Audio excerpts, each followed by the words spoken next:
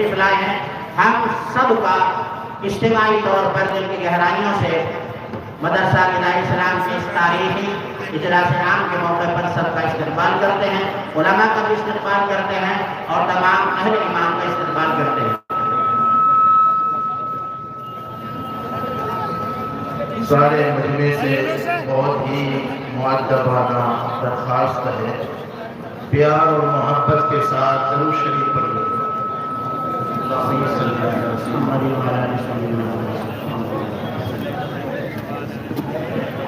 الحمدللہ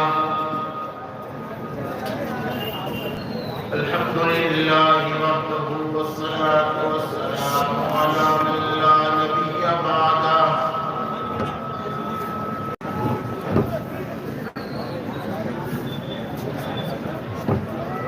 أعوذ بالله من الشيطان الرجيم، بسم الله الرحمن الرحيم۔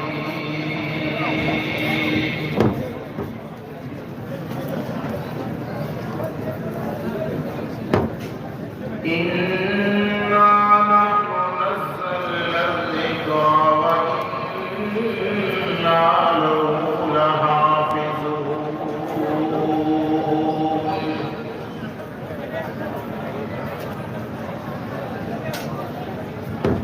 وقال الله تبارك وتعالى في مقام آخر: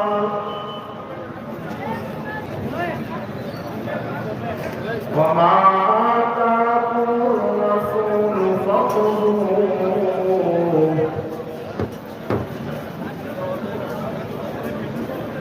وما نهاكم عنه فانتهوا واتقوا الله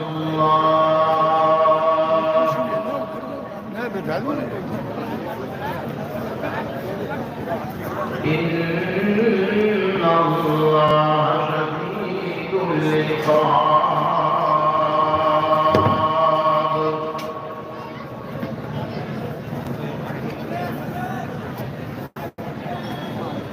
صدق الله مولانا العظيم وصدق رسوله النبي الأمي الكريم، ونحن على ذلك لمن الشاهدين والشاكرين،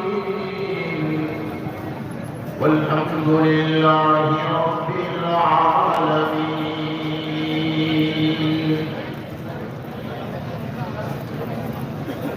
سلام على خير الأنام وسيدي،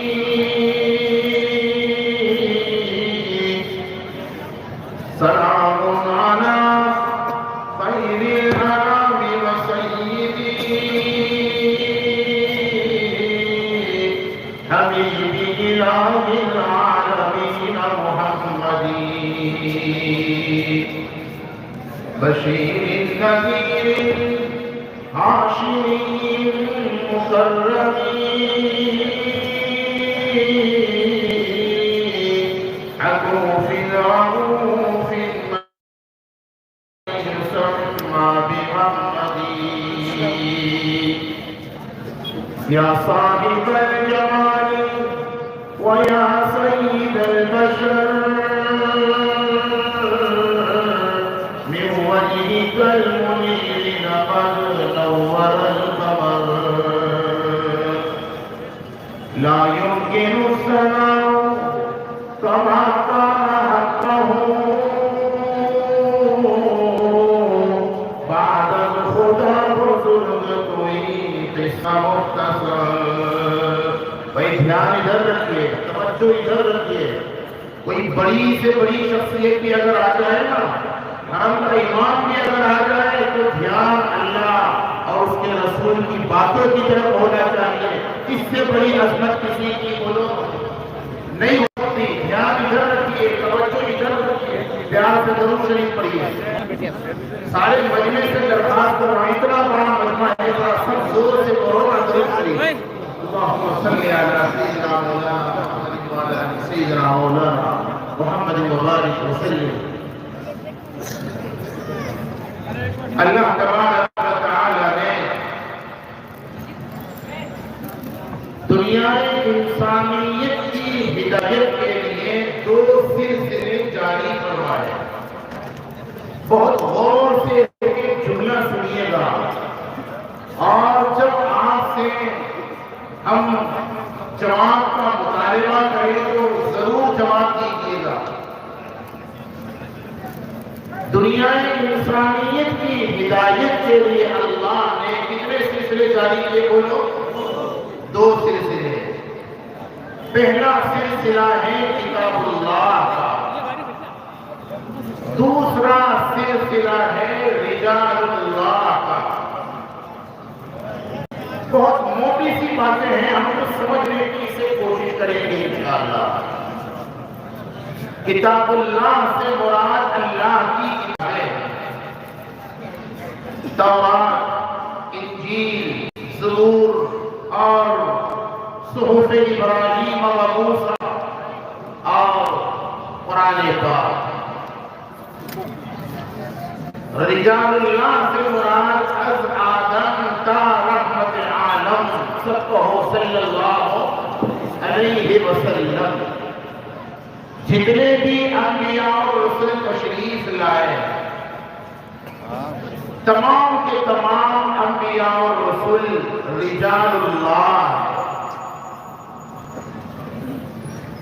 دونوں کا مقصد، کتاب اللہ کا مقصد بھی انسانیت کی بولو ہدایت ہے، اور رجال اللہ کا مقصد بھی انسانیت کی ہدایت ہے.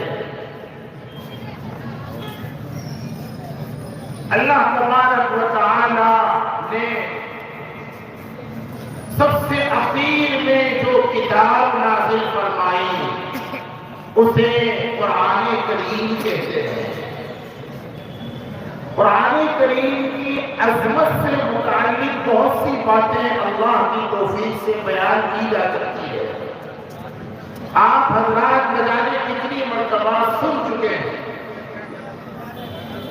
اس لیے اس وقت عظمت قرآنی سے متعلق کچھ نہ کہتے ہوئے ایک بات جو کہنی ہے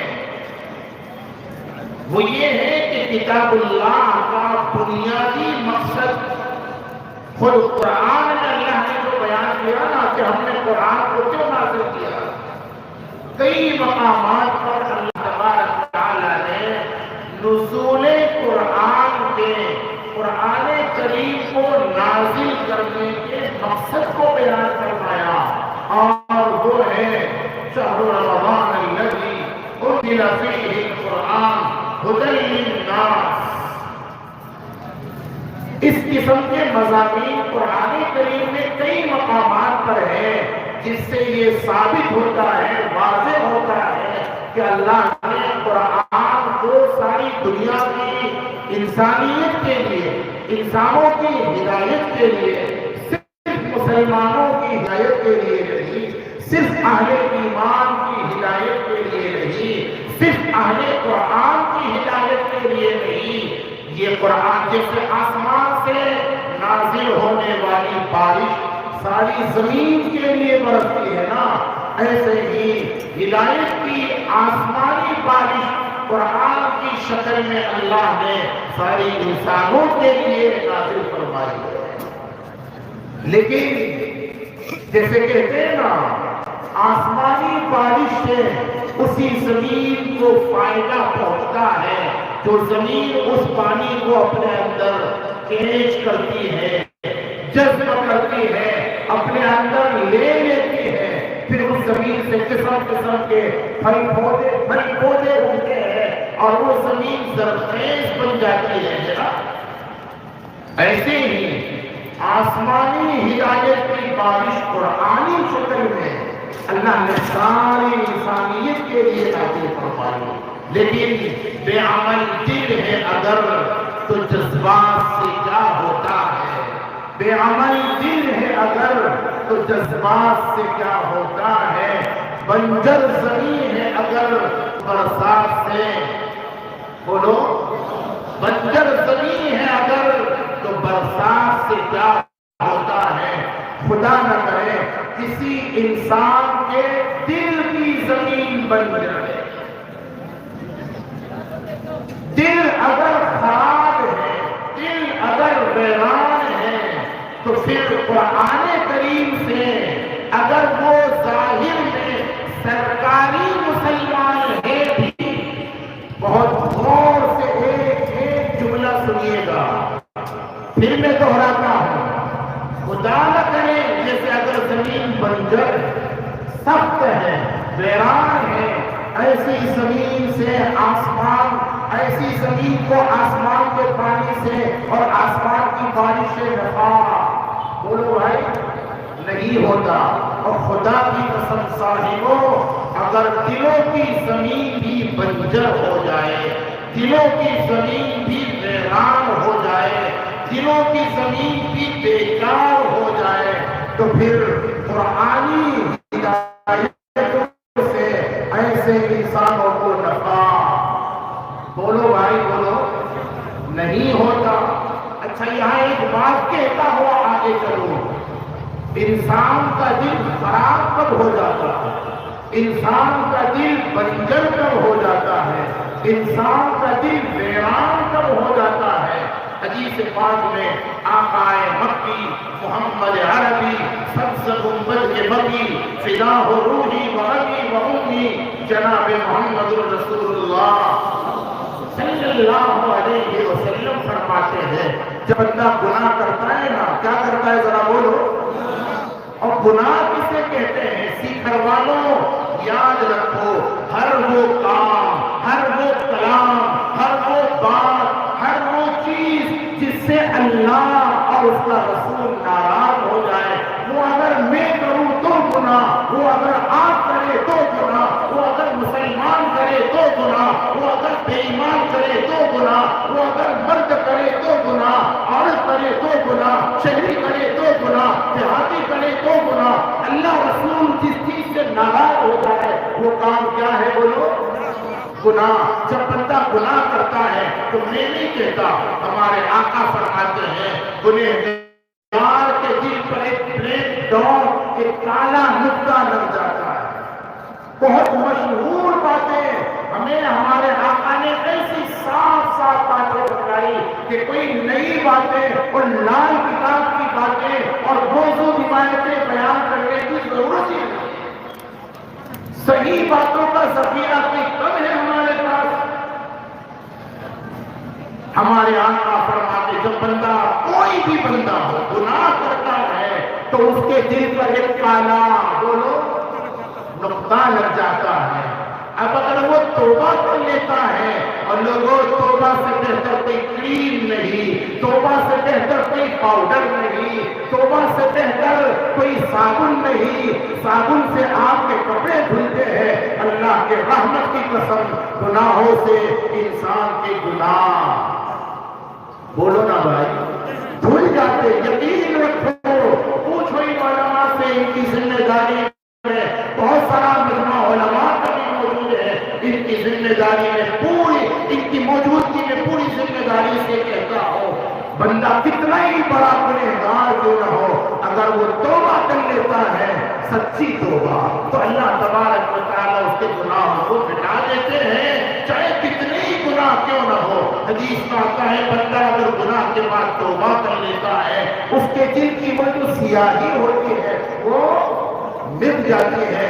لیکن اگر توبہ نہیں کرتا، پھر گناہ کرتا ہے، دوسرا نقطہ لگ جاتا ہے، پھر گناہ کرتا ہے، تیسرا نقطہ لگ جاتا ہے، حتیٰ کہ گناہ کرتے کرتے کرتے اس کا دل بالکل، آگے بولو بولو ماشاءاللہ، بالکل سیاہ اور بالکل کالا ہو جاتا ہے.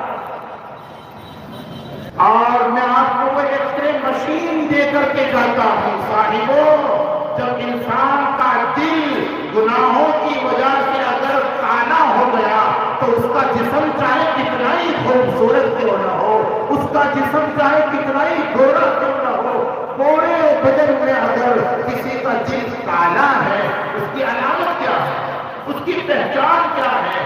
یاد رکھو میرے بھائیوں، دل کا معاملہ ایسا ہے، کسی دل کو ہم جھانک نہیں سکتے، کسی کے دل میں ہم جھانک نہیں سکتے، کسی کے دل کو ہم چیر کر دیکھ نہیں سکتے، اس لیے یہ جائزہ لوگوں کا مت لیجئے بلکہ اپنا جائزہ لیجئے کہ میرا دل گناہوں کی وجہ سے بالکل کالا تو نہیں پڑ گیا۔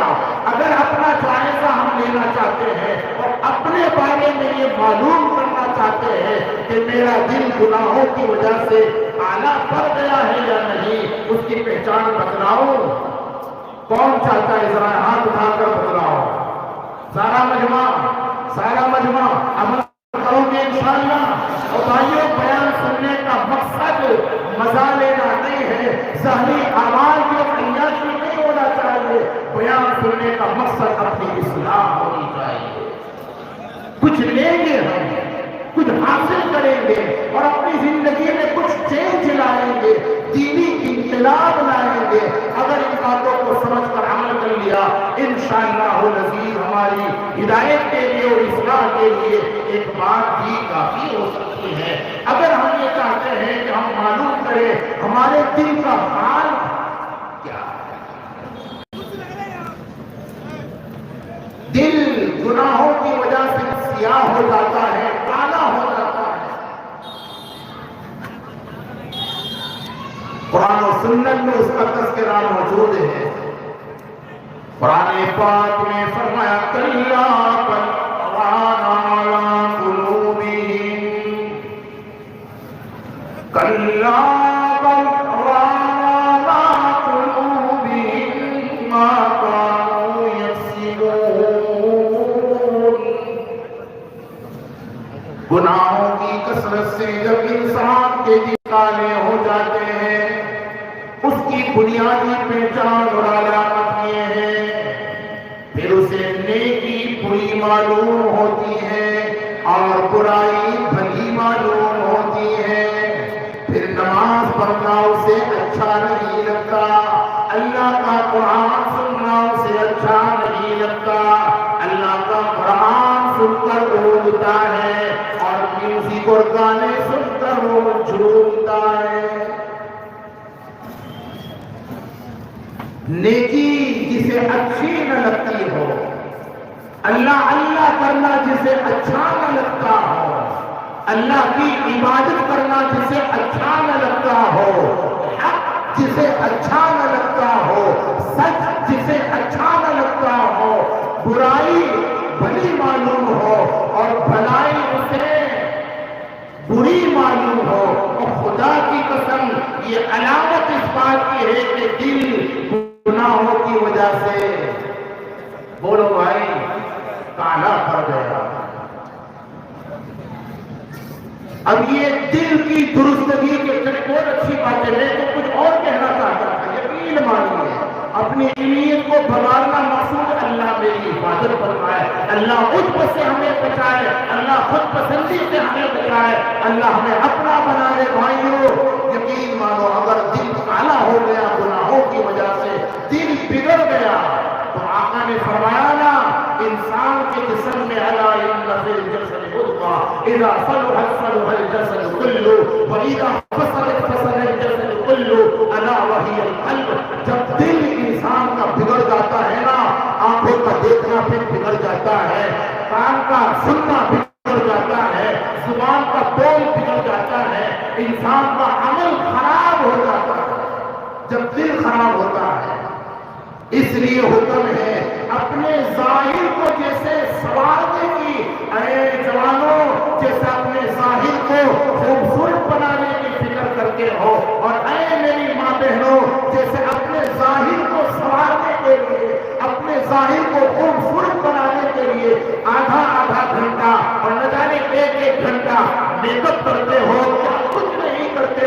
آج کے نوجوان بھی اپنے ظاہر کو سنوارنے کے لیے قسمہ قسم کے بال بناتے ہیں اور قسمہ قسم کے اسٹائل اختیار کرتے ہیں۔ اور لوگوں، ظاہر کو سنوارنے سے زیادہ دل کو سنوارنے کی ضرورت ہے۔ دنیا جو ظاہر کو دیکھتی ہے، دنیا بنانے والا ان اللہ لا ينظر الى صورکم ولا الى اجسامکم ولا الى اموالکم، روایتوں میں الگ ولكن ينظر الى قلوبکم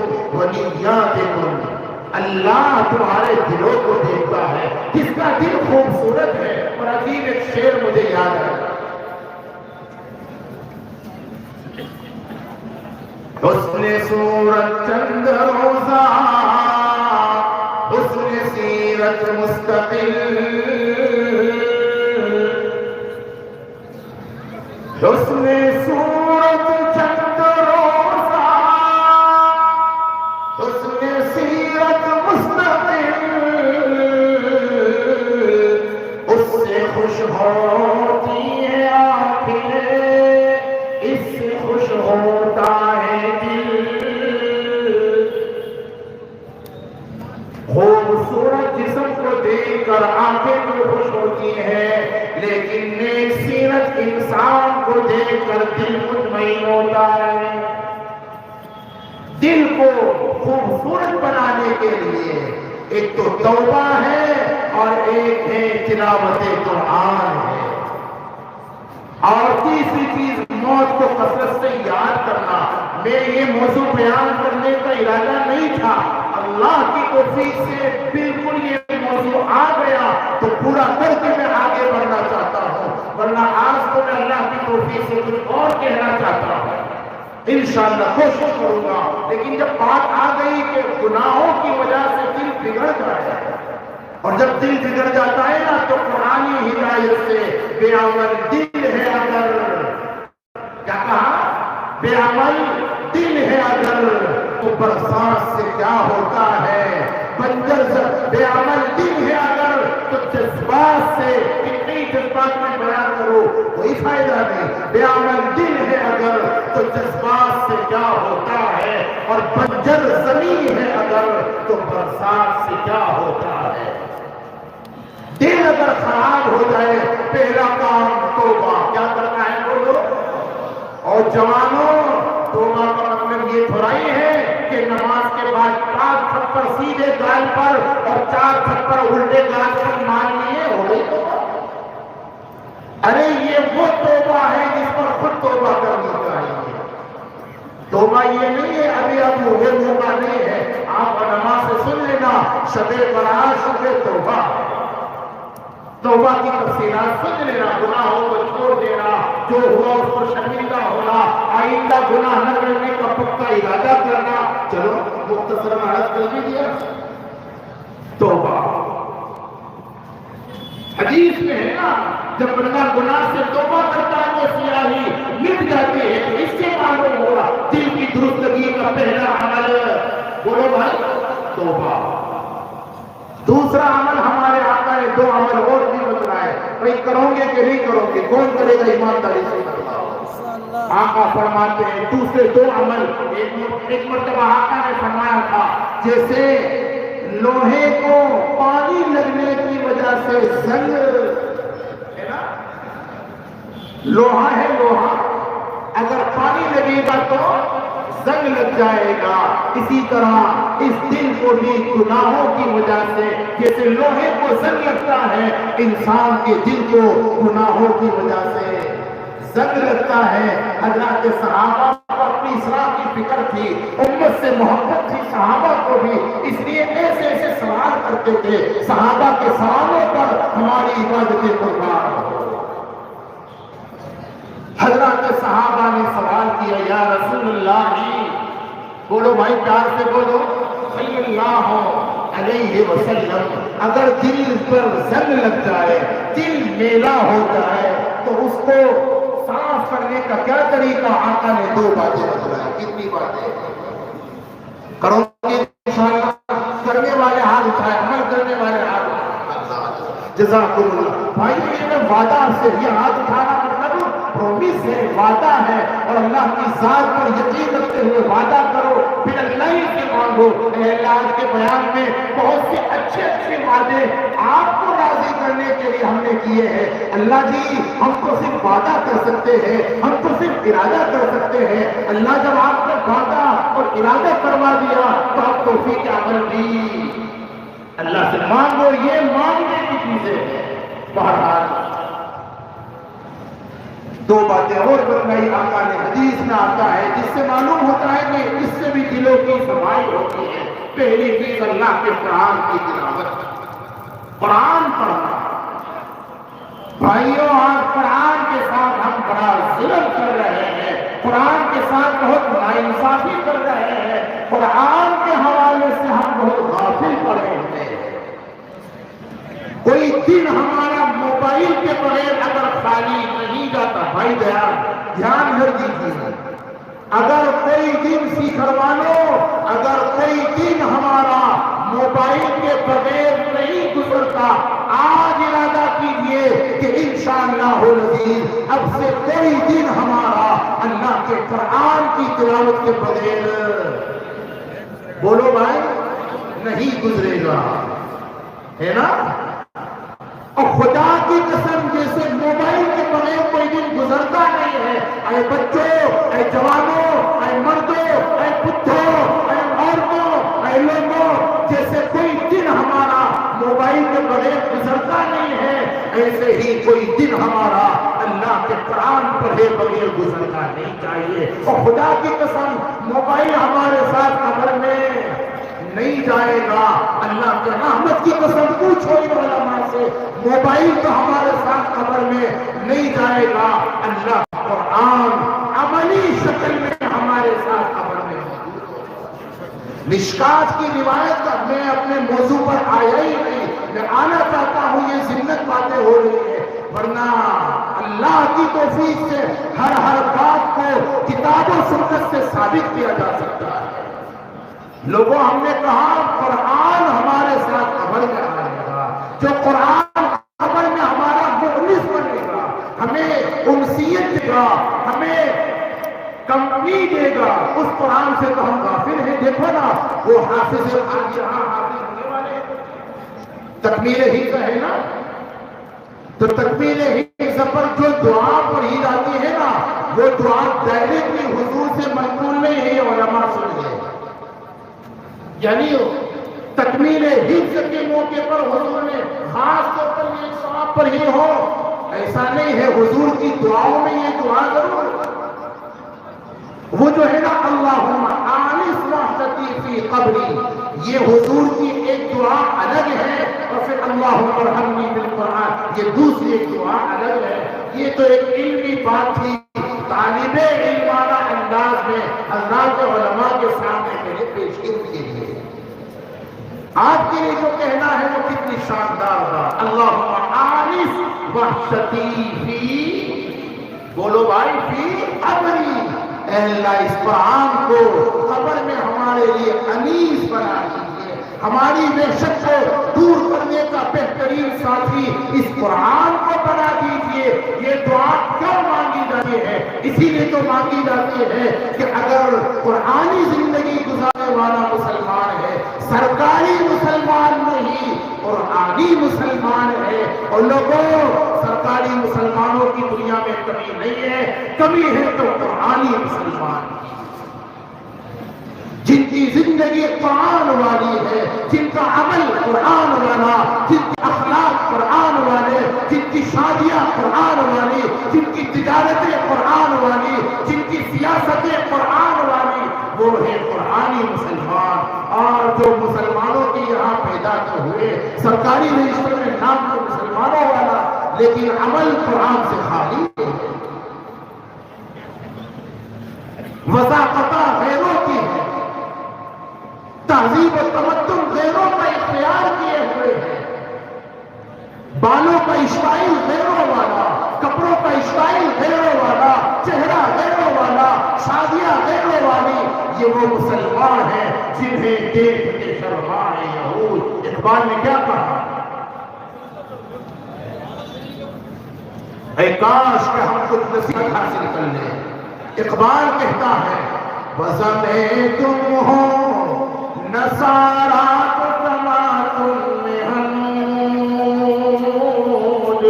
بھائی دھیان دیجیے، توجہ ادھر رکھیے، کوئی آئے توجہ ادھر رکھو۔ وَزَمَے تم ہو نصارا تو تماتم میں حنود، یہ مسلمان ہیں جنہیں دیکھ کے شرمائے یہود۔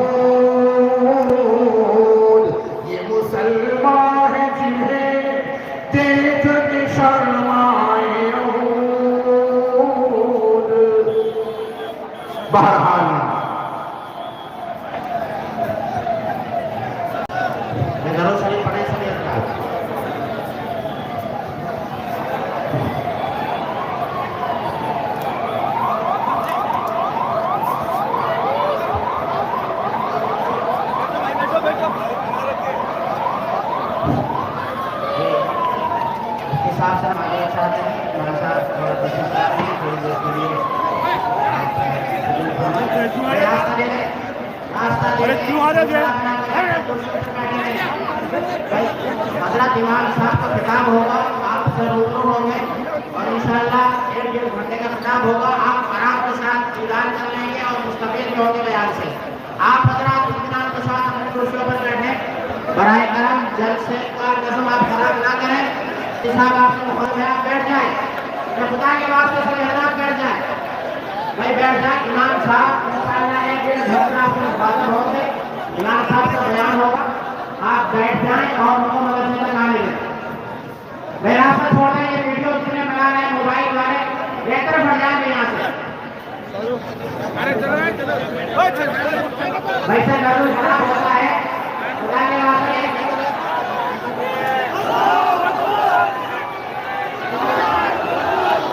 نعرہ تکبیر، نعرہ تکبیر، اللہ اکبر۔ حضرت مولانا محمد عثمان متھانوی شاہی امام پنجاب، شاہی امام پنجاب۔ بھائی اپنی جگہ بیٹھے رہیں، بیٹھے رہیں، اپنی جگہ بیٹھے رہیں۔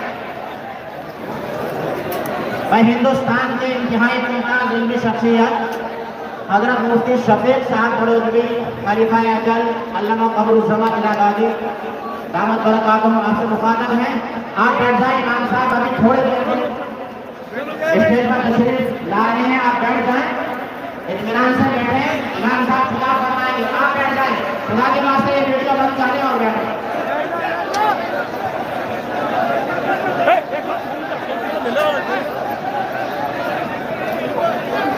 بھائی بیٹھیں، آپ بیٹھیں،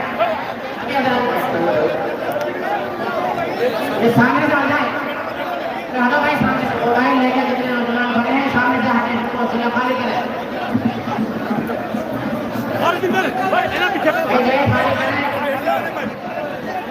یہ زمین بھائی سارے آپ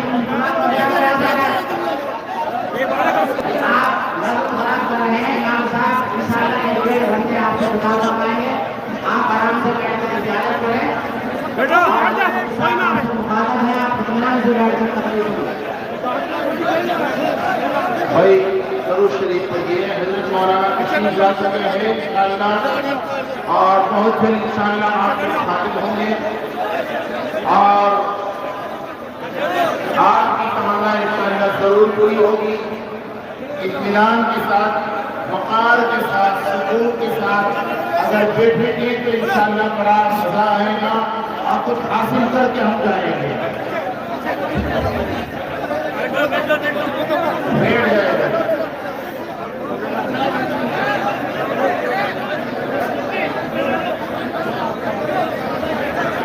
بھائی آپ سے بات کرنا جا رہا ہے، بیٹھیں آپ اطمینان سے بیٹھیں، بیان سنیں، انشاءاللہ حضرت امام صاحب آپ سے مخاطب ہوں گے اور آپ اپنی کرسیوں پر بیٹھ کر حضرت کی زیارت کریں اور انشاءاللہ مستقبل میں ہوں گے۔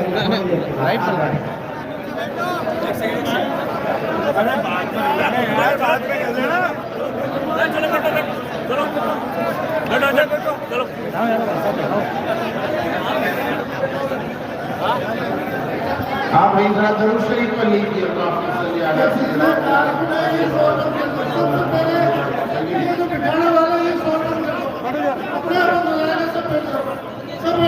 بھائی ہم نے عرض کیا کہ جب بندہ گناہ کرتا ہے تو گناہوں کی کثرت سے بندے کا دل کالا ہو جاتا ہے، اور دل کی سیاہی کو مٹانے کے لیے 3 اعمال جو حدیث پاک میں وارد ہوئے ہیں، جو معلوم ہوتے ہیں۔ پہلا عمل ہے سچی توبہ کرنا، اور دوسرا عمل ہے قرآن پاک کی بولو بھائی قرآن پاک کی تلاوت کرنا۔ اور آپ نے ارادہ کیا ہے نا انشاءاللہ، کیا ارادہ کیا کہ کوئی دن ہمارا انشاءاللہ خالی نہیں، جیسے آج موبائل کے بغیر کوئی دن خالی نہیں جاتا، قرآن کریم کی تلاوت کے بغیر کوئی دن خالی نہ جائے۔ اور بھائیو قرآن تو قبر میں بھی ہمارے ساتھ رہا، حدیث پاک کی باتوں کو معلوم ہوتا ہے آج اس وقت کی قبری ہم یہی بتانے جا رہے تھے۔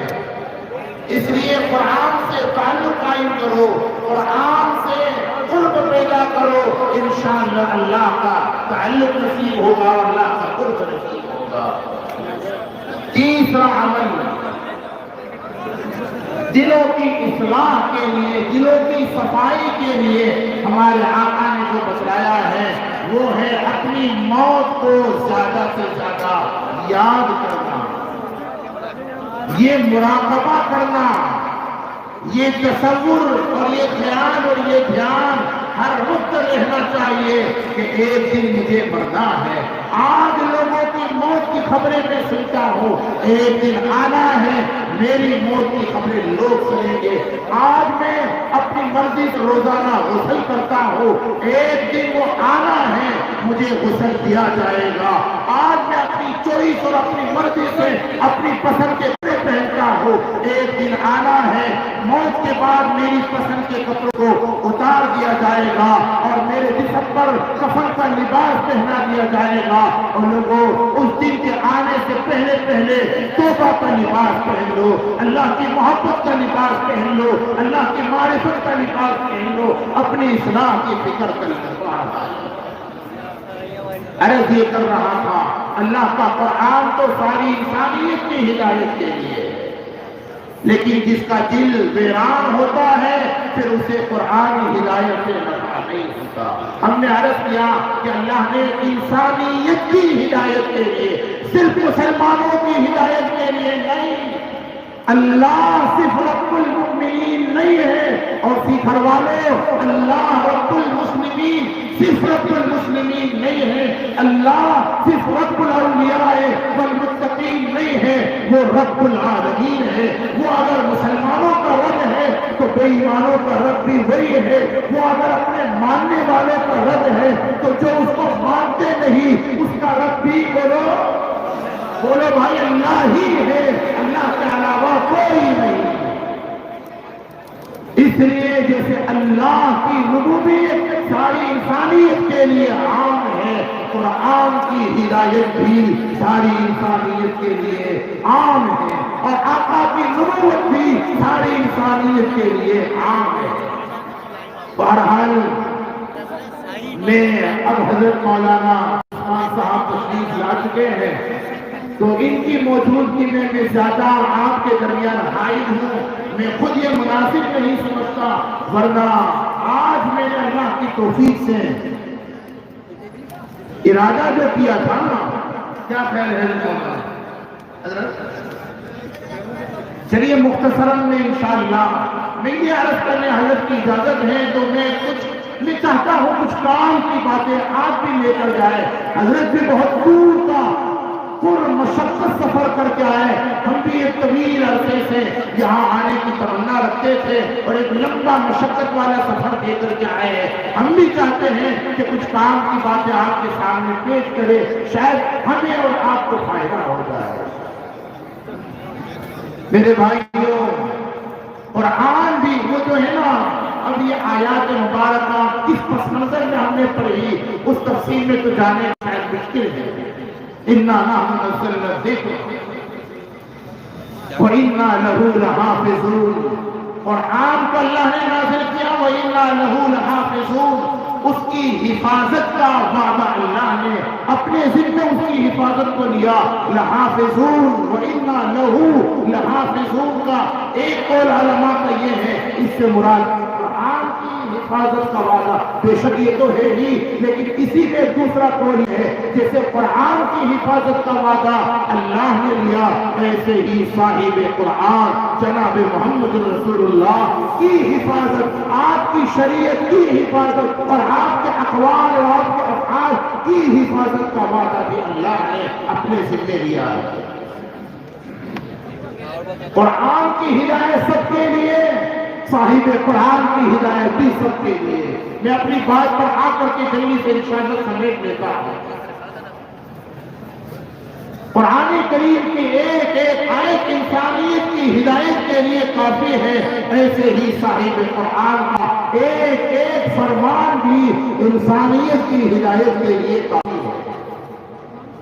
اس لیے قرآن نے کہا واعتصموا بحبل اللہ جمیعا کا حکم دیا کہ اللہ کے قرآن کو اے دنیا کے انسانوں سب مل کر صرف مسلمان نہیں بلکہ سارے اللہ کے بندے ہیں، تو جب سارے ہی اللہ کے بندے ہیں تو اللہ کے تمام بندے اللہ کے اس قرآن کو جو تمام بندوں کی ہدایت کے لیے ہے اس کو مضبوطی سے پکڑ لو۔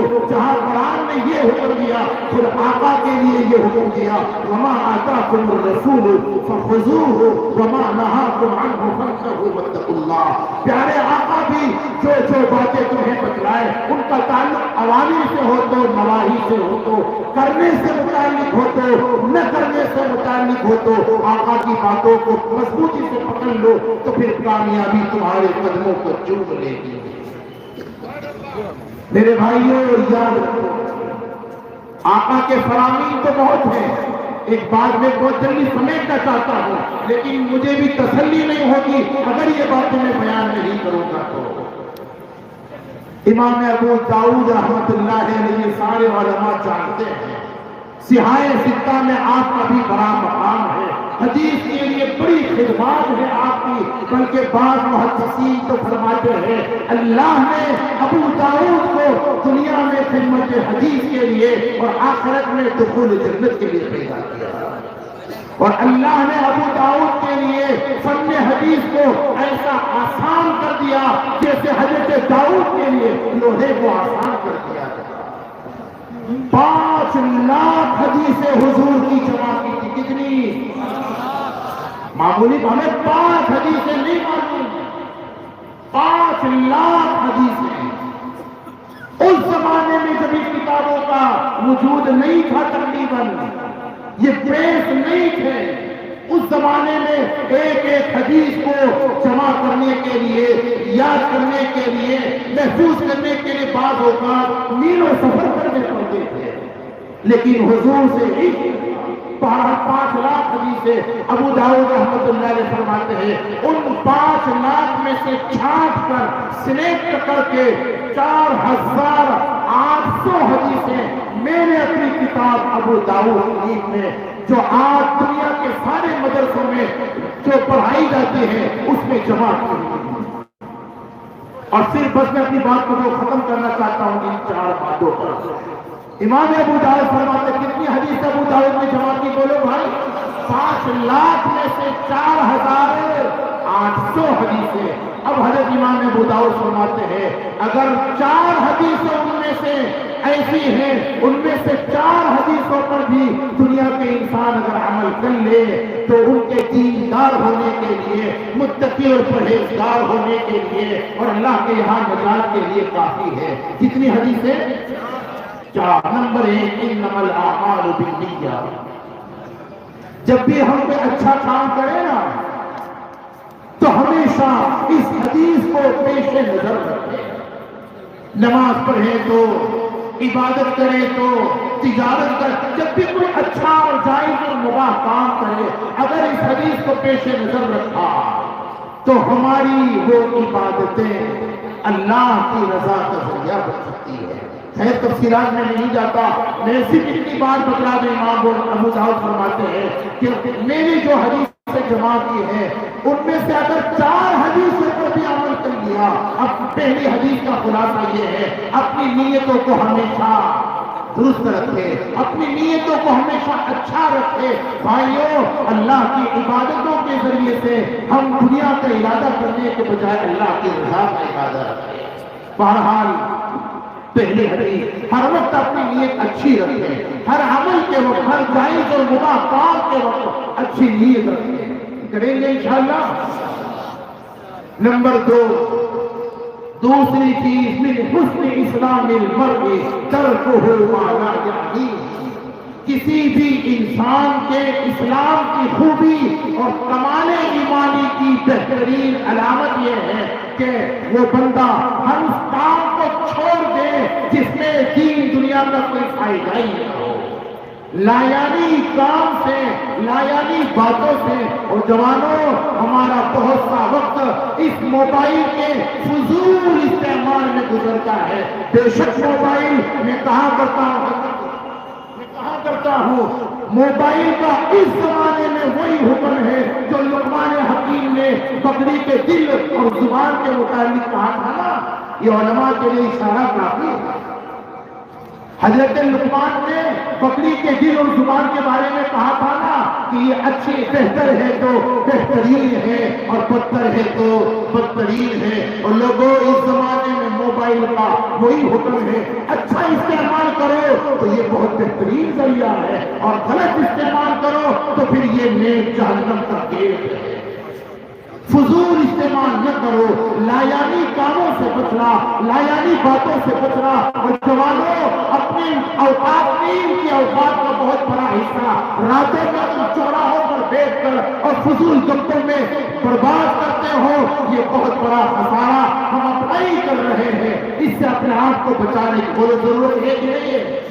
انشاءاللہ بچائیں گے اپنے آپ کو، فضولیات سے اپنے آپ کو بچاؤ۔ اور تیسری حدیث امام ابو داؤد رحمۃ اللہ علیہ نے جو بیان فرمائی وہ یہ ہے کہ آقا نے فرمایا، اس کا خلاصہ یہ ہے، جو بات خیر کی، امور خیر میں بھلائی کی جو بات ہم اپنے لیے پسند کرتے ہیں، اللہ کے سبھی بندوں کے لیے، مسلمانوں کے لیے بھی، ہندو بھائیوں کے لیے بھی، اپنوں کے لیے بھی، دوستوں کے لیے بھی، دشمنوں کے لیے بھی، ہر ایک کے لیے آج ارادہ کر لو، یہ ہمارے آقا کی تعلیم ہے، یہ رحمت والے نبی کا رحمت والا پیغام ہے۔ اور لوگوں، اچھی باتوں میں جو چیزیں ہم اپنے لیے پسند کرتے ہیں وہی چیزیں ہم دوسروں کے لیے بھی، بولو بھائی، پسند کرنے والے۔ یہ تیسری حدیث۔ اور چوتھی حدیث آقا نے فرمایا، حرام بھی واضح ہے، حلال بھی واضح ہے، فرمایا حرام سے بچو، حلال پر عمل کر لو، اور جو شک شبے والی چیزیں ہیں ان کا تعلق تجارتوں سے ہو تو، ان کا تعلق کھانے پینے سے ہو تو، شک شبے والی چیزوں سے بچ جاؤ، اللہ کے عذاب سے دنیا اور آخرت میں بچ جائیں گے۔ اللہ تعالیٰ حضرت مولانا کی آمد کو ہم سب کے حق میں بہتر بنا دے، ہم سب کے لیے اپنی رضا کا ذریعہ بنا دے۔ حضرت مولانا یونس صاحب اور ان کی پوری ٹیم کو اللہ پاک قبول فرما لے، بلکہ پورے سیکھروں، پورے بستی کو، اور نہ جانے کون کہاں کہاں سے یہاں آئے ہوئے ہیں، اللہ سبھی کو قبول فرما لے، اور اللہ تبارک و تعالیٰ اس جلسے کو اپنی رضا کا ہم سب کے لیے ذریعہ بنا دے۔ مدرسے کو، یہاں کے طلباء کو، اساتذہ کو، یہاں کے منتظرین کو، معاونین اور محسنین کو، سبھی کو قبول فرما لے۔ اللہ ہم میں سے کسی کو محروم نہ فرمائے، آمین۔ وآخر دعوانا الحمدللہ رب العالمین۔ جزاک اللہ مفتی صاحب۔